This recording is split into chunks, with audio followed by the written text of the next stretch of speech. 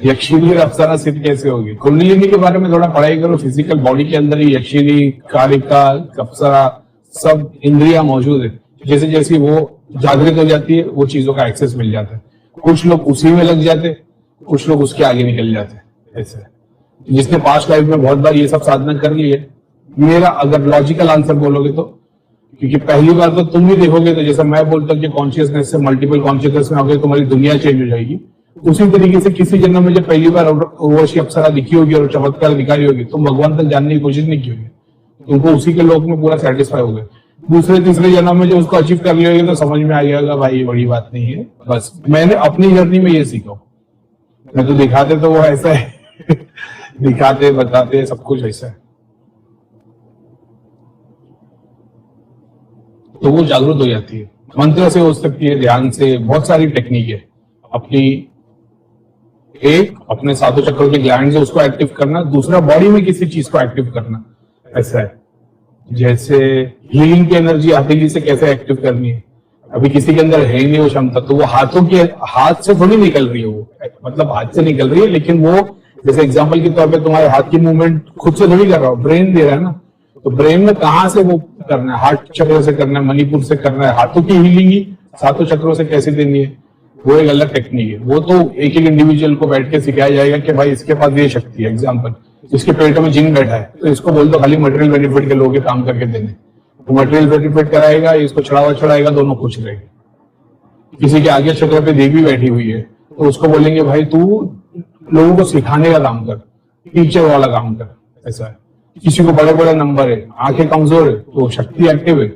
शक्ति एक्टिव है यानी कि मतलब शक्ति एक्टिव नहीं है, लेकिन एक तरीके से मैंने उसको अच्छे से एक्सप्लेन भी किया था। वो मोटे मोटे चश्मे जिसको लगे हुए रहते ना, ये वो लोग हैं जिनको फिजिकली मतलब कैसे समझाओ, जैसे शक्ति फुल्ली चैनलाइज है, पूरी जागृत है, लेकिन फिजिकल बॉडी में एक लेयर ऐसी जो उसको चैनलाइज नहीं होने दे रही। तो उसके लिए सबसे बेस्ट है कि उसको बोलो चैरिटी करे अपने हाथ से। तो जितना ज्यादा चैरिटी के वर्क में लगेगा वो बंदा एकदम मतलब वो विजनरी हो जाएगा। ऐसा है। ये जो दृष्टि, ये विजन अपन जो देख रहे वो विजन नहीं, सुप्रीम विजन जो वर्ल्ड के लिए विजनरी हो जाते हैं ना, ऐसा है जिसका बड़ा ये हो जाता है, और क्या बोलेंगे उसको, जैसा गोल सपना बहुत बड़ा हो जाएगा, बड़ा विजनरी हो जाएगा। ऐसा इनफैक्ट जितनी भी फिजिकल डिसेबिलिटी है उसको, जितनी भी फिजिकल डिसेबिलिटी उसका एक पॉजिटिव वे भी रहता है। बस तुमको ये समझना पड़ता है कि फिजिकल डिसेबिलिटी में क्या फायदा कर सकता है, तो वो दुनिया के लिए फायदा कर सकता है। मान लो किसी का एक हाथी नहीं है तो उससे वो बहुत सारी चीजें ऐसे ही कर सकता है आजकल वर्ल्ड में जो दुनिया के काम आ सकती है, क्योंकि उसको शक्ति में एक बहुत बड़ा झटका देती है। शक्ति का वार उसके ऊपर हमेशा दिखाई देगा। वो हर डायमेंशन की रियलिटी में शक्ति का वार उसके ऊपर है ही, चाहे वो छोटा सा कट हो या पूरा का पूरा हाथ काट दिया, शक्ति का एक स्वरूप हमेशा उसके साथ रहेगा, उसी को चैनलाइज करना पड़ेगा। तो शक्ति का स्वरूप का है, महाकाली बन के उसका हाथ काट दी थी, वो महाकाली का एक परसेंट उससे एक्टिव किया जा सकता है। इसलिए आप देखो कि बहुत बार ऐसे होते हैं जहां पे कुछ लोग हीलिंग वगैरह का काम कर लेते हैं, उनको कुछ ना कुछ फिजिकल डिसेबिलिटी रहेगी या एक ट्रॉमा रहेगा पास्ट का। कई बार मैंने बताया शक्ति का दो शक्ति आती है, क्या क्या नहीं करती है। इसे ब्रह्मचर्य का पालन तुम्हारी शुरुआती के लिए तो बिल्कुल भी जरूरी है। तुम जवान हो, टीनेजर हो, जरूरी है। ध्यान की स्टेट में एक टाइम ऐसा आता है जब हम ब्रह्मचर्य का पालन जरूरी हो जाता है, लेकिन उसके लिए पालन करना नहीं बनता, वो बाय डिफॉल्ट होता है। बाय डिफॉल्ट तुम अपने आप सबसे दूर होते चले जाते हो, एनर्जी इतनी स्ट्रांग हो जाती है और पूरी एकाग्रित होती है, उस टाइम पे जरूरत पड़ती है। लेकिन आप सोचिए ब्रह्मचारी का पालन करने से मैं ध्यान साधना है वो तो तीव्र निकल जाऊंगा, कुछ भी नहीं हो पाएगा। मतलब वो एक स्टेट आता है जहां पे जरूरत पड़ती है। What other things beside Ayurveda that protect from evil spirit? जैसे मैंने बोला जब भी लिविंग ऑर्गेनिज्म यूज होगा तो तंत्र इन्वॉल्व हो जाएगा। जितने भी लिविंग ऑर्गेनिज्म है तो वो एक चीज से वो तुम सारी कायनात ऊपर नीचे पलट सकते हो। एग्जाम्पल तुम हल्दी की जड़ एक ले लो, वो हल्दी की जड़ से तुम सारे साधनों को फेल कर सकते हो या सिद्धियों को अचीव कर सकते हो। ऐसा है। लकड़ी हो गई, छाल हो गई, सर्टन ट्रीज के रूट्स हो गए, प्लांट्स हो गए, सबसे क्या कर सकते हो, सिर्फ आइवरी से नहीं। रत्नों से कर सकते हो, जो स्टोन्स पहनते हैं अंगूठी के अंदर, नवरत्न वगैरह, उससे कर सकते हो।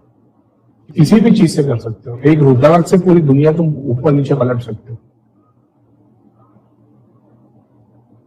उस तरीके से अगर बोला जाए तो ब्रह्मांड की सारी चीज की एनर्जी के कंपैरिजन में रुद्राक्ष सबसे सुप्रीम हो गया।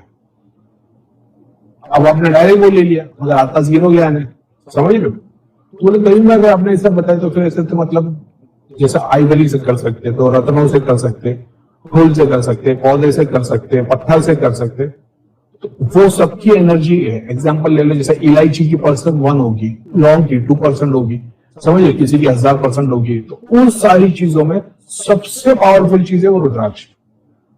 तो आइवरी की भी जरूरत नहीं पड़ेगी, एक ही रुद्राक्ष से पूरा सारा सब धूम मचा सकते हो। ये मुझे 12 साल की उम्र से कोई दबाता था, बड़ी परेशानी थी, आज मैं इस चीज से ठीक हूँ आपकी वजह से, त्रिलोक नगरी की वजह से। Very good. अब ये करिए जो खुद की तकलीफ को तुमने 12 साल की तकलीफ को कोई दबा रहा था ना, वजह से भाई काफी क्या है, त्रिलोक नगरी की वजह से भाई काफी को समझा मेटल ब्लॉकेज नहीं हट रही होता है। अब जब 12 साल की खुद की तकलीफ को रियलाइज किया ना, ठीक हुए ना, दूसरे के लिए मोटिवेशन बनो।